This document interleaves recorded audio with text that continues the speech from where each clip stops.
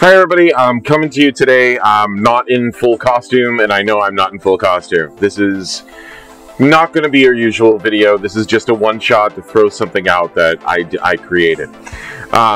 Recently, in the past couple of days, I had a debate with a person who I've debated with on before in this channel, and it was Gavin. Unfortunately, his behavior during the debate left it so the recording was almost entirely unusable. I have so much work to do to delete and bleep out him saying some disgusting things. So I have to, it's going to be like at least a week worth of editing just to make it usable. But I did a recording for my opening statement. And the recording came out so well, I wanted to make sure I could share it with everybody. So what's going to be coming up, it's about a 15-minute opening statement, and I really hope you guys enjoy it. I put a lot of work into it, and, well, enjoy. Have fun.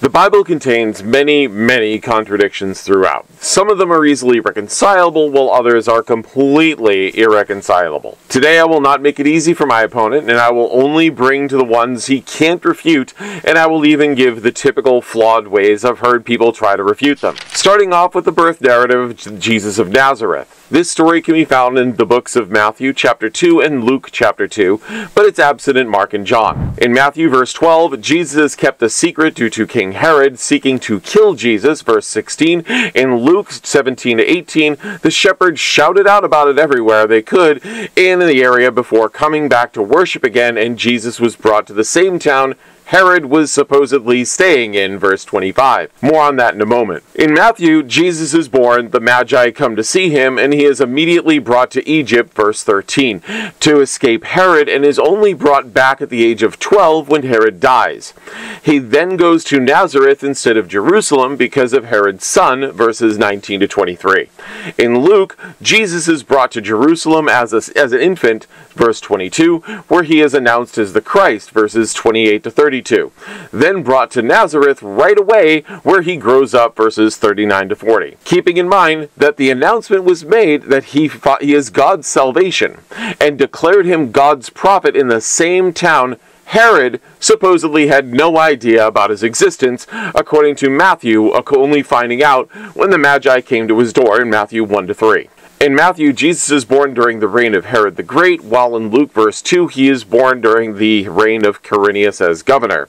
According to the Roman records of the time, Quirinius was governor of Syria during the census in 6 CE, but Herod I died 8 years earlier in the month of April in 4 BCE. These two rulers were not present during the same census.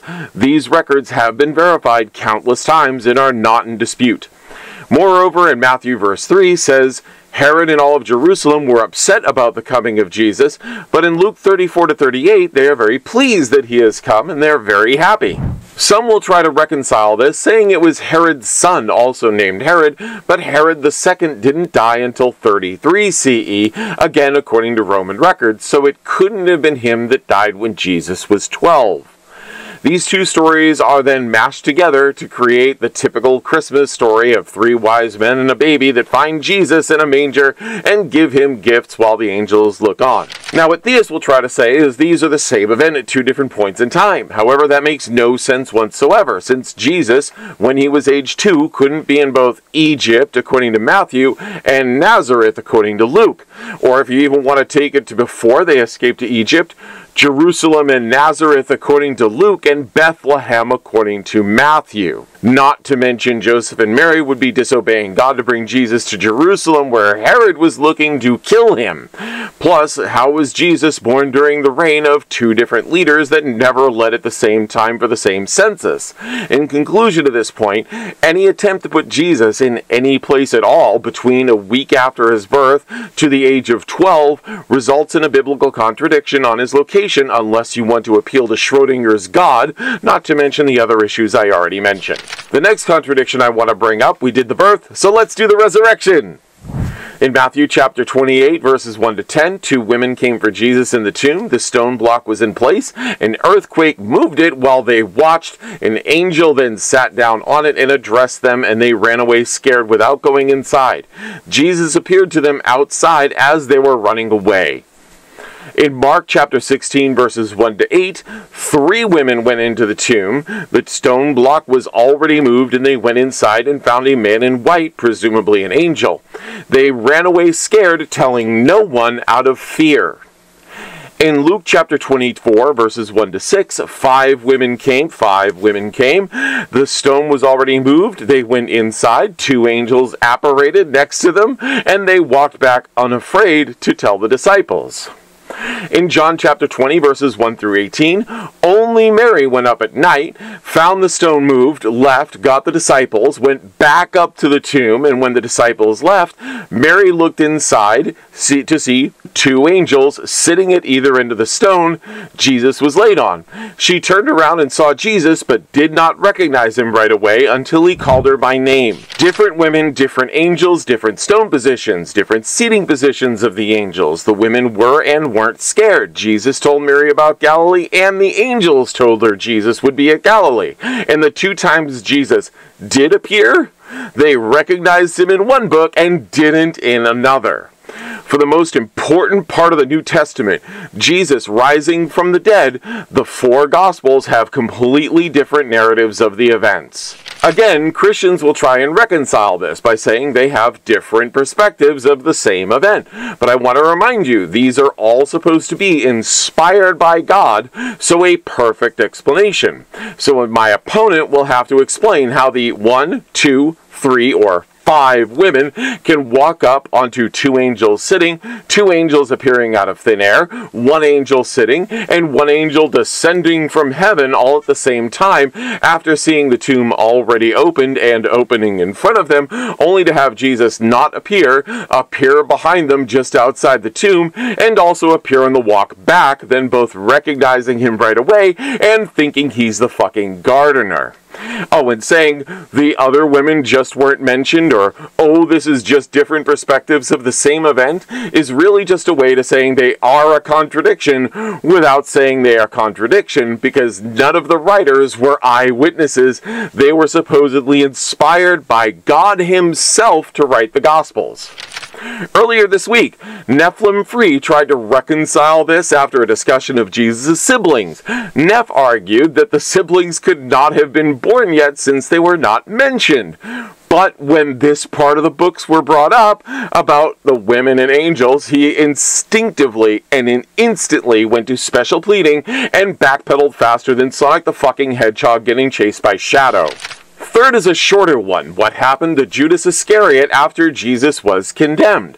This depends on the book you read. There are 5 total contradictions here, and one of them has been solved, but the other 4 have not. But we are going to leave this as a test for Gavin here, and I'll reveal the actual solution to the 1 out of 4, well, the 1 out of 5, in the Q&A, but Gavin will still need to solve the other 4 on his own. If you read the Gospel of Matthew, chapter 27, verses 3 to 10, Judas gave the money back to the church by throwing it inside, left, and hung himself. The priests took the money and bought the field as a burial place for foreigners, and that is why it is called the Field of Blood.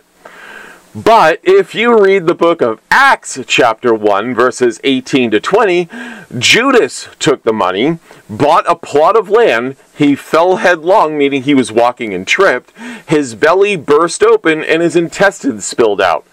Jerusalem, the people of Jerusalem, called it the Field of Blood because of this, and Peter stated the place was to remain deserted with no one to dwell on it. In these short verses, Judas died differently, hanging and falling. The buyer of the field was different, Judas himself or the priests themselves. The field name was given for 2 different reasons: outsider's graveyard or Judas's blood spilled. 2 different groups named it that: the priests alone or the populace as a whole. And the use of the land is different, since one is to be used and the other is never to be used. The typical response to this is to ignore most of the inconsistencies and focus solely on the manner of death by saying Judas fell out of the tree and that his guts burst open. But then, how was he walking to fall headlong? And please address the rest of the issues while you're at it. I can go on with more if we have time. In Genesis chapter 1, man was created on day 6, but in chapter 2, the events of Eden happen after day 7 in the same chapter, where God then creates man after the 7 days of creation and woman the day after that. Typically, you will hear chapter 2 is just a focus on day 6, but then again, why was day 7 written about at the start of the chapter with everything else speaking about being followed by that? In the books of Acts chapter 9 verse 7 says the men journeying with Paul heard a voice, but in Acts 22 verse 9 the men heard nothing. Some will say the reason for this is that Paul was lying. I'm actually content with the Apostle Paul being a lying sack of shit for the sake of debate, because that would make him unworthy of God's grace.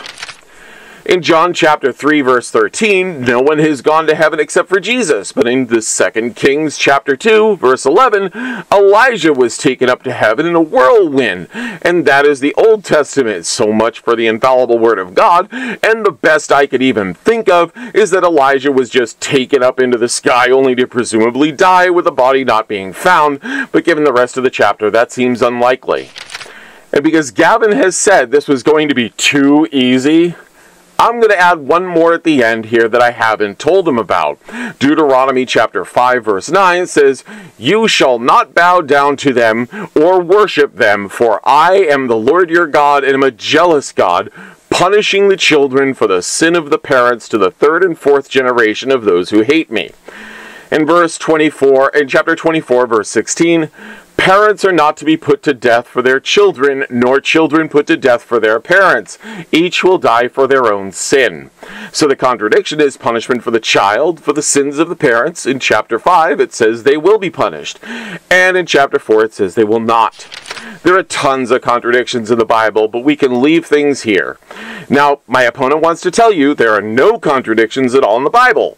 So for him to even think of this debate as a victory for him, he will have to refute and explain every single one of these and all the others in the Bible using logic alone to reconcile them. And that means not just saying, "It's not a contradiction," but instead actually giving narrative on how all the conflicting stories coincide to be one singular story.